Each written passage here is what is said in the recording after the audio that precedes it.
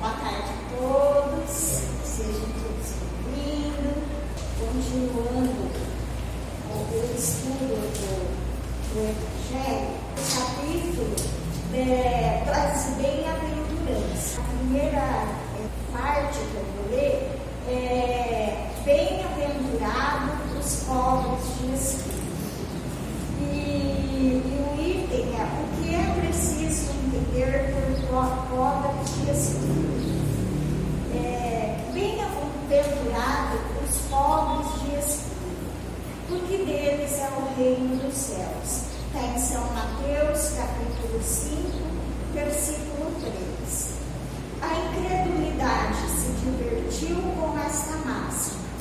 Bem-aventurados os pobres de espírito, como com outras coisas, sem a compreender. Por pobres de espírito, Jesus não entende os homens desprovidos de inteligência, mas os humildes.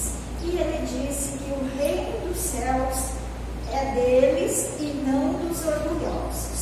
Então, antes da gente entrar propriamente dito, né, no capítulo de hoje, né, a gente tem que, para poder entender por que essa frase impactou tanto na época, a gente tem que entender o que estava acontecendo, qual eram os espíritos que ali moravam, as pessoas. Muito provavelmente alguns de nós estivéssemos por lá, nós sabemos, mas como os judeus se comportavam, que eles pensavam. Então, no contexto da época que Jesus fez o Sermão da Montanha, que é o mais conhecido, esse sermão foi o primeiro sermão que ele fez para o público em geral. Antes disso, só tinha ocorrido a transformação, né, da água em vinho no casamento lá de um parente do Cristo. E depois disso, ele já tinha juntado os discípulos, já falava algumas coisinhas, mas mais ali em volta de onde ele morava. No público em geral ainda não tinha dito nada. Era como se a gente passasse para o tempo de hoje, e agora é período de eleição, né, da política. Então, ele estava no período pré-preparatório dos comícios daquela parte, mas ele ainda não tinha feito nenhuma pregação. Aí, numa manhã qualquer, que a gente não sabe que dia da semana foi, teria que estudar lá mais a fundo para saber. Mas naquela manhã que ele chegou com seus discípulos lá nesse monte, né,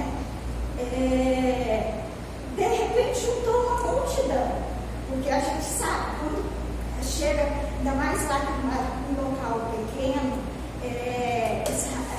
aquela parte ali de Jerusalém, onde ele andou, Nazaré, aquela parte ali, Galiléia, era muito pequenininho. Se a gente olhar hoje no mapa, é uma região muito pequena. Seria um estado nosso aqui, talvez, um pouquinho mais. E aí,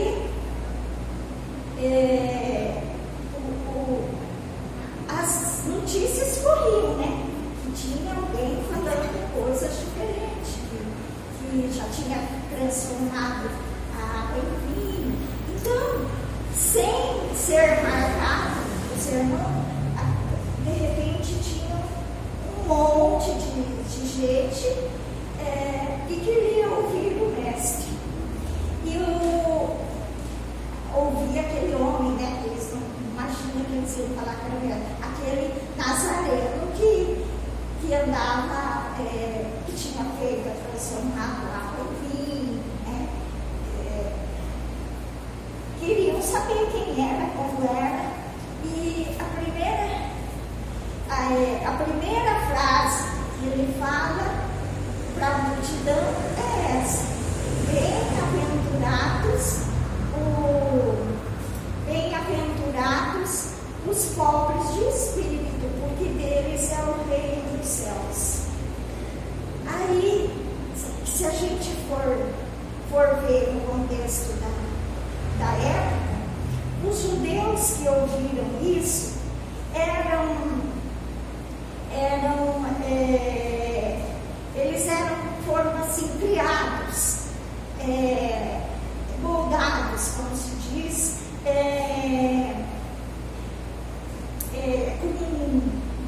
com conceitos muito diferentes do que hoje nós temos, né? Já se passaram mais de 2000 anos, né? Nós já estamos em 2023, ou 2024. Eles foram forjados em cima de uma religião com pilares distintos dos nossos. O primeiro deles era o conceito de divindade. Então, eles já tinham o conhecimento de Deus único. Então, eles já sabiam, né, que fomos criados, a terra foi criada por um único Deus. E esse conhecimento eles receberam para que pudesse espalhar para o mundo. Era para ser passado por todas as outras, os outros países, né? Grécia, Roma, todos os que tivessem ali eram para receber esse conhecimento. Mas o que eles fizeram? Eles trancaram o conhecimento só ali naquela região da Judeia, naquele pequeno espaço, se orgulhavam por isso, né? E se achavam superior a todos os outros moradores, né? Ali de volta. Todos os outros países eram inimigos, eles não tinham como amigos, eles eram inimigos, tanto é, de vez em quando tinha guerra, outro vinha invadia e essa coisa nada toda. Aí, enquanto eles eram monoteístas, os outros eram politeístas. E a relação com Deus deles era diferente da nossa relação com Deus. Eles não podiam falar a palavra Deus, chamar a palavra, porque lá nos 10 mandamentos tem, não dizer seu santo nome em vão, né? De Deus. E eles levaram isso muito bem a ferro e fogo. Então, eles não podiam falar Deus, não podiam falar que amava a Deus. Era uma relação muito estranha, muito materialista. Eles usam a palavra para falar em Deus lá, deixa eu ver aqui o nome, Hashem. Era alguma coisa assim, escreve Hashem, mas se lê Hashem, que é nome, só quer dizer nome. Então eles falavam, se fosse traduzido para o português, aquele que não pode ser nomeado, aquele que não pode ser dito, porque falar em Deus para eles é muito próximo e aquilo não podia. E só nas sinagogas, só quando eles estavam fazendo, né, hoje seriam os cultos, as palestras, as missas, mas na época era quando eles estavam lá realizando os rituais dele, lendo os livros antigos, que eles poderiam falar Senhor, que na língua deles é Adonis. Então lá dentro da igreja, da sinagoga, pode falar Adonis. Lá fora, Hashem, que é o nome só. Aí nós, no caso, na época lá, éramos muito ligados aos 5 livros da Torá, que é a Gênesis, o Êxodo, que conta a saída, né, do povo do Egito, os Levíticos, os Números e o Deuteronômio. É um nome meio estranho, que é o 5º livro que faz parte do Velho Testamento, né, e da Torá. E só nesse 5º livro do Deuteronômio que se acha a frase que nós devemos amar a Deus. Os outros todos só falam de Deus seria assim, do lado material, né? O Deus para ele era aquela proteção que dava para a pessoa ter longevidade, viver 100 anos, 200 anos, ser próspero, ser rico, seria tudo material, tudo ligado ao material. Ter saúde, isso era a profissão da proteção divina para os judeus naquela época. Eles ainda não tinham conhecimento da vida após a morte, o que acontecia depois que a gente morria. Para eles era uma coisa assim, ainda como se fosse um mistério, porque lá no Velho Testamento fala dos profetas, acho que Elias é um deles, que ao morrer foi levado no carro em fogo. Tem umas histórias assim, mas eles não sabem para onde foi levado mesmo no carro em fogo. Eles não tinham essa percepção da vida após a morte. Para eles era ser próspero, ser rico, ter saúde, isso era a proteção divina, isso era estar no seio do Criador.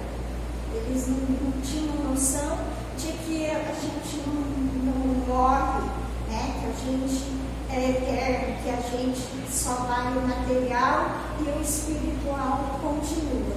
Então, por isso dá até para a gente hoje ter uma noção de por que eles, né, se matam tão facilmente, por que tanta guerra, por que tanta briga, por que aquela ambição por ter terras e mais terras? Exatamente por isso, porque para eles, morreu, acabou. Eles têm mais um Deus belicoso, um Deus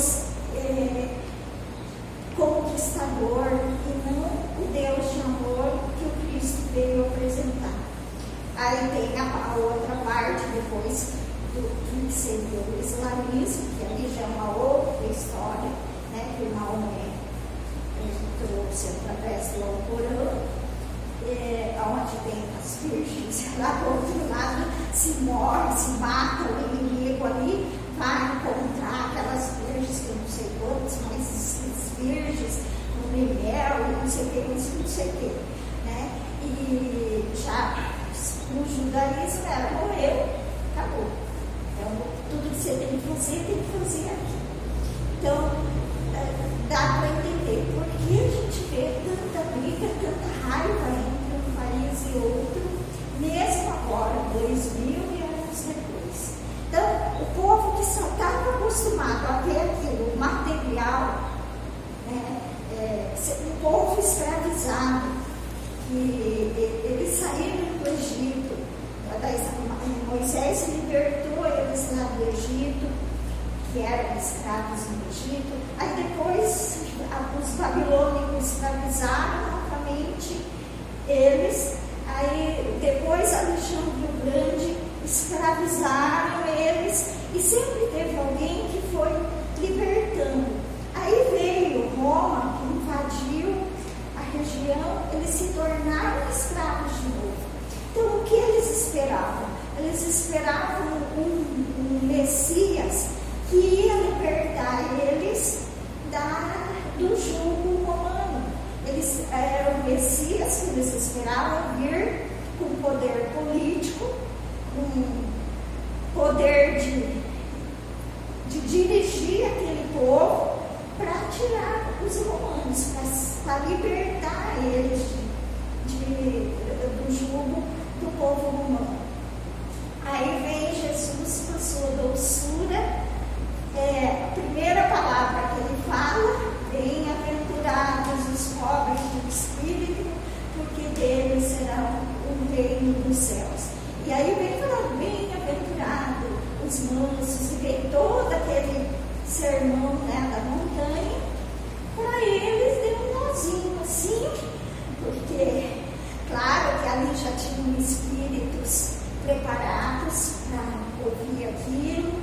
refletir sobre aquilo e aos poucos se mudar. Mas a grande maioria ficou, opa, né? E as autoridades falaram, uai, mas, né? Como assim? Reino dos céus. Né? Os humilde para eles não era ninguém.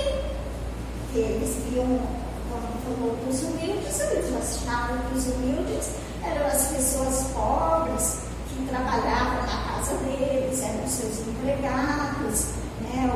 Os soldados. E então esses que vão ganhar o reino dos céus. E aí muita gente só gargalhava e tirava, né, o rio de Jesus. Mas aí vamos entrar justamente no nosso tema, que o objetivo é esclarecer aos participantes acerca do sentido das expressões pobres de espírito e reino dos céus, enfatizando as virtudes que nos conduzem a esse reino. Pobres de espírito são aqueles que, aspirando à perfeição e comparando o pequenino grau de adiantamento que chegaram como o ideal a ser atingido, reconhecem o quanto ainda são carentes de progresso espiritual.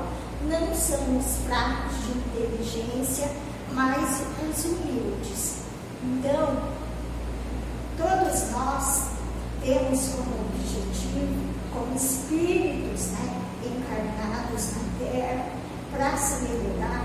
O nosso objetivo é sermos um dia, não importa quantos mil anos demore, sermos espíritos felizes, espíritos perfeitos, espíritos que só conheçam o amor, que só conheçam a caridade, a fraternidade, que todas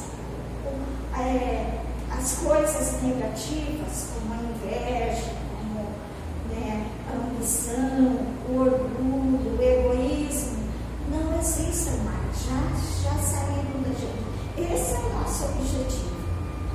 E o espírito que Jesus chamou de humilde é aquele espírito que ele sabe que ele ainda está muito longe dessa perfeição, que ele ainda precisa se melhorar muito, aprender muito para poder chegar até lá. Mas ele tem a certeza dele que tudo que acontece com ele está certo, é um ensinamento, é algo para despertar nele, falar assim, vamos estudar, vamos crescer, vamos fazer alguma coisa para se melhorar, vamos trabalhar em prol do outro, vamos trabalhar na sua própria família para poder se melhorar, porque o primeiro que a gente tem que ajudar é a família, é o nosso grupo familiar. Ali está o nosso auxílio, através daqueles que nos amam, que nos receberam com amor, aqueles que nós tivemos qualquer desavença lá no passado, qualquer, às vezes, briga mesmo, atritos, um matou o outro, um deixou o outro, e nós iremos nessa para resolver essas pendências, né? Não somos perfeitos. Se a gente está aqui é porque a gente tem algo para resolver. E o melhor lugar para a gente começar a resolver é no nosso lar. E aí depois pode passar pelos amigos mais próximos, para os carentes,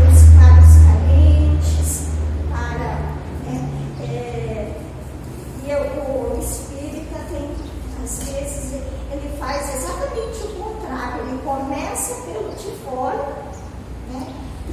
Começa pelo de fora, aí depois que ele vai chegar ali na sua família, e pior ainda, só por último ele vai ter, opa, mas eu também estou errado, eu também tenho que me melhorar. Então, o correto é começar pela gente, se amar, porque a gente tem que aprender a conhecer os nossos defeitos, conhecer as nossas sombras, para poder tirar isso de nós, de alguma maneira tentar resolver isso e se amar. Porque se a gente não se ama, como você vai amar o outro? Você não sabe o que é amar de verdade. Então você tem que primeiro se amar, aí para amar o outro, aí para você poder cuidar dos que estão ali próximos de você, da sua família, para depois ir para o plano maior de pessoas. E aí não importa se você vai levar alimento, se você vai ouvir, se você vai dar uma palavra amiga, mas é trabalhar em prol do outro, começando sempre por nós e depois o outro. Aí, reino dos céus é um estado de felicidade plena, de doce paz e deleitosa alegria espiritual. O reino de Deus não é necessariamente um lugar especial, mas principalmente um estado de espírito. Então nós não precisamos esperar estarmos no outro lado, no plano espiritual, para começar a viver esse reino dos céus. A gente pode ter dentro de nós mesmos, se a gente se amar, se a gente conhecer as nossas sombras, tentar, nem sempre a gente vai conseguir, mas tentar ao máximo superar essas sombras, essa parte negativa nossa, e aprender a amar de verdade, o amor incondicional, não o amor romântico, mas o amor de verdade, aquele que ama, não sabe quem é, não sabe o porquê, mas ama de verdade, o amor que Jesus nos ensinou. A gente já vai estar vivendo um pouquinho desse reino dos céus, porque pode estar caindo o mundo ao nosso redor, mas dentro da gente a gente vai estar calmo, a gente vai estar em paz. E nada melhor do que estarmos em paz conosco mesmo. São bem-aventurados os pobres de espírito, porque a noção que tem de suas fraquezas e mazelas os faz lutar por aquilo que lhes falta. E esse redobrar de esforços leva-os realmente a conseguir maior progresso espiritual.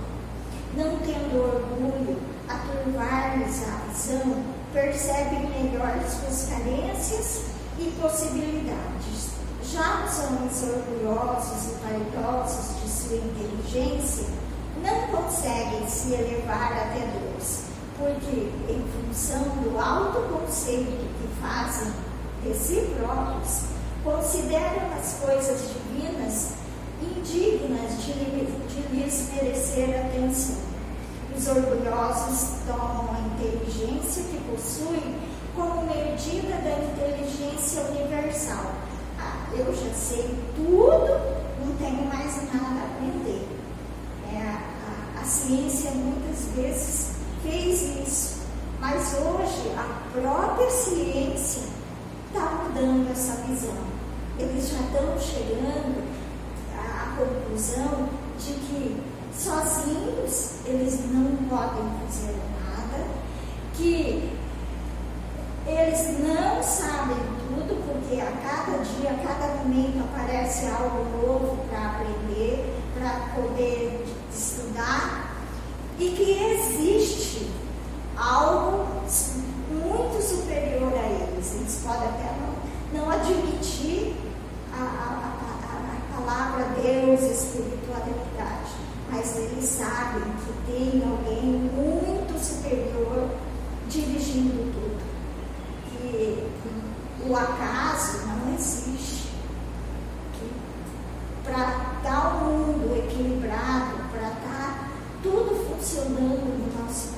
planeta e no universo, é necessário uma força assim, inimaginável, superior, que coordena e controla tudo. O serão é no mundo invisível que os olhos se